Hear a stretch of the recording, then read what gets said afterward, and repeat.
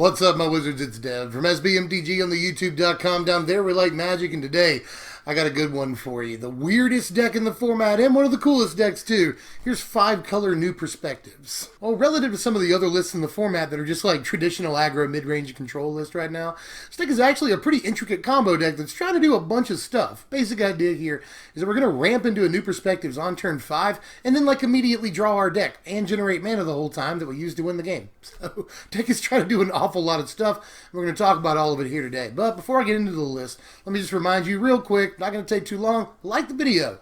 If you enjoy the video, you can also follow me on Twitter at SBMTGDev. And now, finally, you can support us on Patreon at patreon.com/SBMTG. So do all that if you want to, or don't. Just enjoy the video one way or the other. Here we go. Well, the first thing we're going to do, definitely, is play 4 copies of New Perspectives in the deck, because we have a really hard time winning without it, and we want to make sure we have it by turn 5 and at the latest turn 6 every game no matter what, and playing all 4 copies is the best chance we have of that.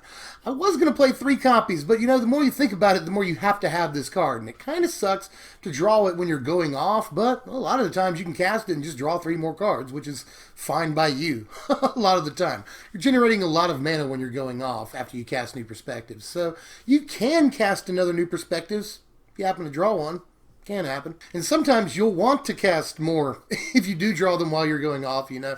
Drawing that 3 cards is really nice because, of course, you have to have 7 cards in your hand before New Perspective even works.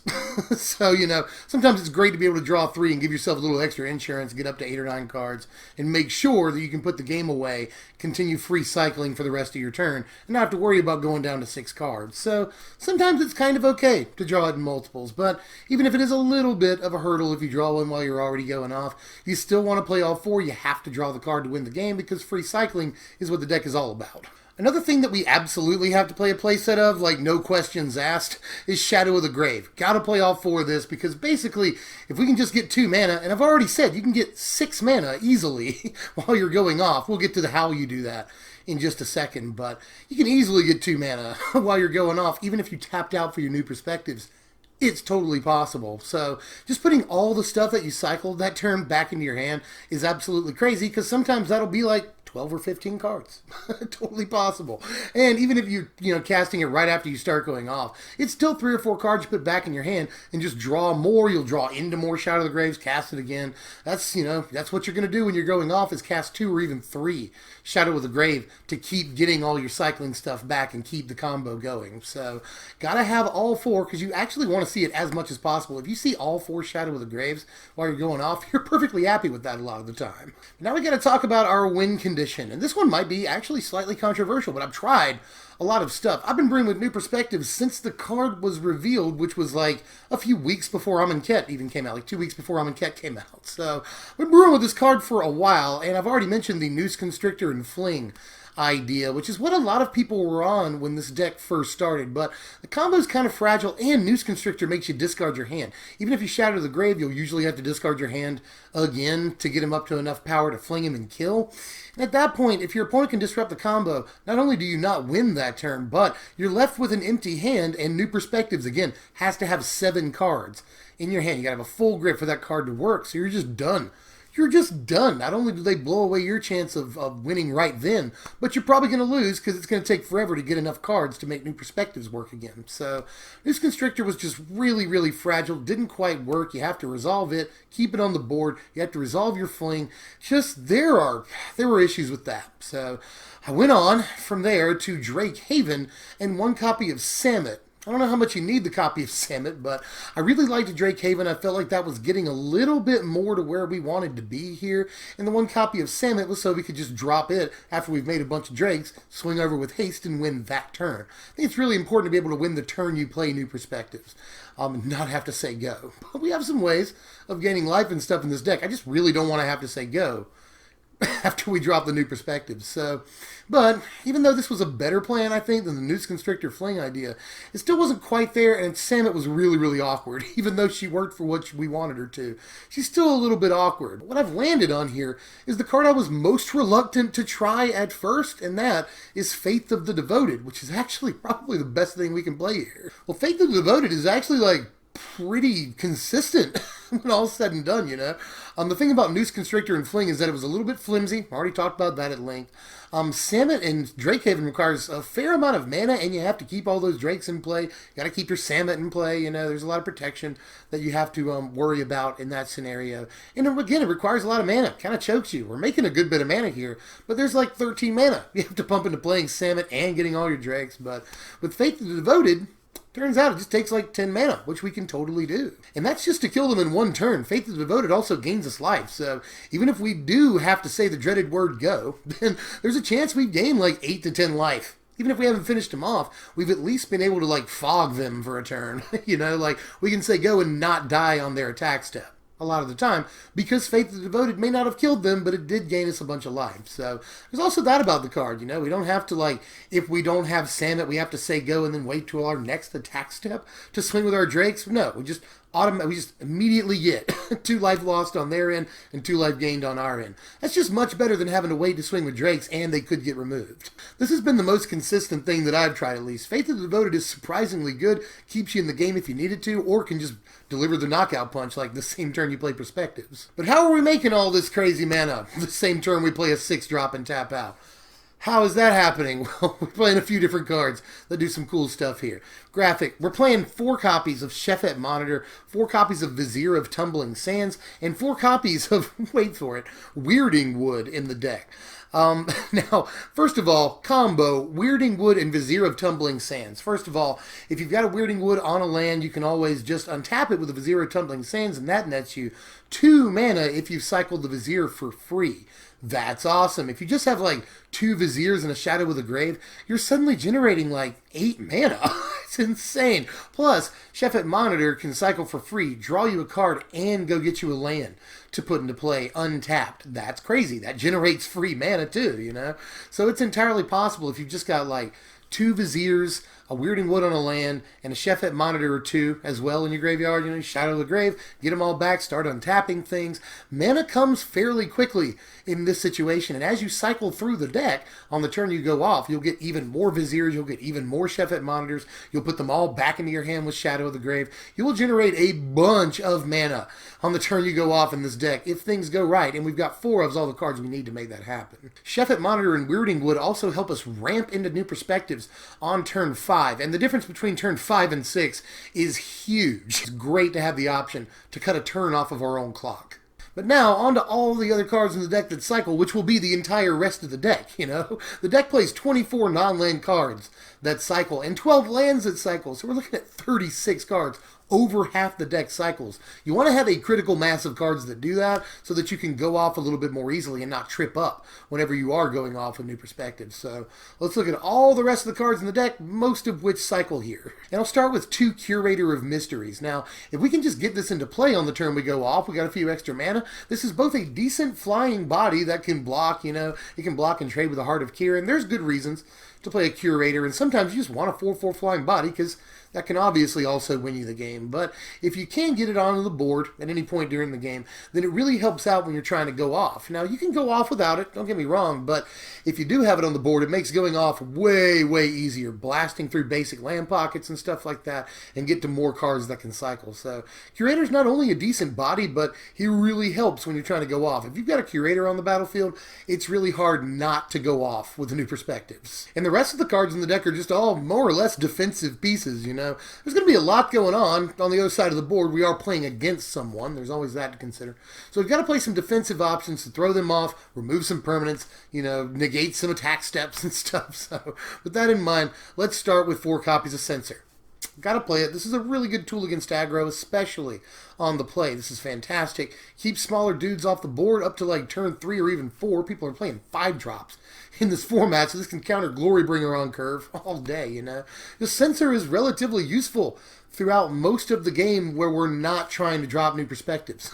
So, you know, definitely want to play Censor, and of course, when we are going off, it can be a good way to either cycle a card, which we obviously want to do, or keep some insurance in our hand, just a little bit, for if our opponent tries to trip up the combo. We're also going to play 4 copies of Cast Out because we definitely want to do that. We're only playing a couple of white cards in the deck, but I think both of them are more or less necessary. And Cast Out's one of them. This can take out not only creatures, which we're going to do 90% of the time, but this can also take out troublesome permanents like artifacts, planeswalkers, enchantments even, and the like. So this is even good in the mirror. So Cast Out is just a great catch-all permanent remover that will also have the option of cycling for free. Or if we don't have our perspectives out, we can just cycle it for 1. That's not bad either. To finish off the main deck, I'm going to play a couple of cards that look ancillary, but they're actually really, really necessary as far as defensive options here. So let me show you the 3 copies of Haze of Pollen and the 3 copies of Renewed Faith here. Well, Haze of Pollen looks pretty weak, but it's actually entirely necessary to our game plan. We're trying very hard to get to turn 5 or 6, and against some aggro decks in the format, and even some mid-range decks that hit very hard, very quickly, like green-black counters, for instance. We can die on turn 4 or 5, especially if we're on the draw. So Haze of Pollen buys us just that 1 or 2 extra turns that we need to get to turn 4 or 5, drop our perspectives, and go off. Haze of Pollen is absolutely vital to what we're trying to do here. Ditto Renewed Faith, There are times where you won't even cycle this. You've got perspectives in your hand, you're just waiting on that turn, and you might die to aggro. Well, 6 life is really, really good in that situation. It might as well be a Haze of Pollen a lot of the time. Or conversely, you could just cycle this, gain the 2 life off of it, and sometimes that'll be all that you need to survive that 1 extra turn. Remember that your life total is a resource. If you're at 1 when you win, you still win the game. So sometimes that 2 life can really, really be helpful, And by the way, it's worth pointing this out too, that once we're going off, we're not only gaining life off of Faith of the Devoted, but sometimes we'll cycle a Renewed Faith like 4 times in the same turn. So that's another 8 life, So Renewed Faith is actually really, really important to gain us that little bit of extra bit of life to keep us in the game before we drop perspectives, and give us a little bit of insurance once we do drop perspectives so that we can say go if we absolutely need to. There's 22 lands in the deck. That's pretty low for a deck that wants to play a 6-drop, but we're playing Weirding Wood and we're playing Shefet Monitor. We're trying to ramp into it. Hopefully we'll be okay. This is the absolute lowest amount of lands I would ever want to play in this deck, though. We cannot afford to go any lower than this. Even if we tried to add something like a Tomb with Ether, I just wouldn't be comfortable going lower than this. And for a long time, I was on 24 lands. But once you start to go off, you really, really don't want to see lands unless they're cycling lands. But got to play a fair amount of basics so that Shefet Monitor never blanks. So there's a lot of stuff that you're trying to figure out in this mana base here. You got to play a lot of cycling lands, you got to play a lot of basics, and you can't play too many lands, but you got to play enough lands to get to that 6-drop. There's a lot to consider here. And 22 is the absolute minimum. Guaranteed. Do not want to go any lower than that. But I could see playing 23 lands, just not really sure what to take out of the ridiculously tight deck list, to be honest with you. But so far, this has been working, and a lot of the new perspectives lists that I've seen online have 22 lands in them, if that helps assuage your fears. Here's our sideboard right here. We're going to play 2 copies of Dispel against control decks. We want to be able to counter spells. That's very important for when we have to get our Faith of the Devoted on the board, or even on new perspectives. Wait an extra turn, cast that Dispel to back it up. A copy of Negate to also give us a little bit more game against counter spells, but also against stuff that's like Aetherworks Marvel, for instance, non-creature stuff that we want to counter. Dissenter's Deliverance is a pretty obvious 4-of that we need to play in there against Mardu Vehicles. For the most part, Scrap Heap Scrounger, it'll help buy some turns against that. And Heart of Kirin, we won't have to take 8 or 12 from it, so that'll be nice, The Sinner's Deliverance could make the main, but the list is really tight, and I'm not exactly sure what comes out. Haze of Pollen and Renewed Faith, we will shore up play sets of both of those against aggro.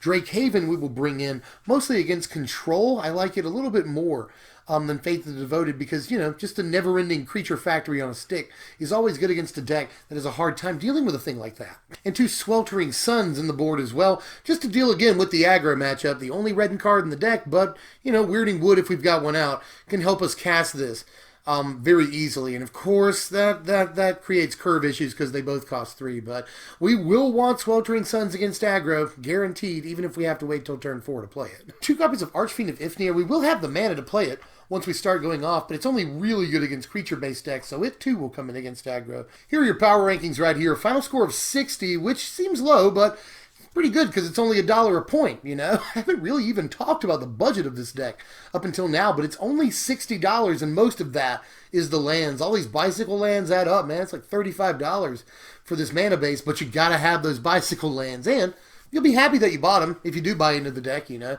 This will be legal for 2 years, and I'm sure there's a lot of other stuff you'll be wanting to play them in. So, and aside from that, you're relatively low investment. I mean, $60 is not too much to ask for a standard deck, especially one that is this fun. This is an incredibly fun deck. When it starts to go off, you'll just draw your entire deck. You know, you'll deal all the damage with Faith the Devoted because you've got a lot of mana, you know. You've got a Weirding Wood on a land. You keep untapping it with like 2 or 3 different Vizier of Tumbling Sands, you know. You got a Shefet Monitor that keeps fetching you lands, you know.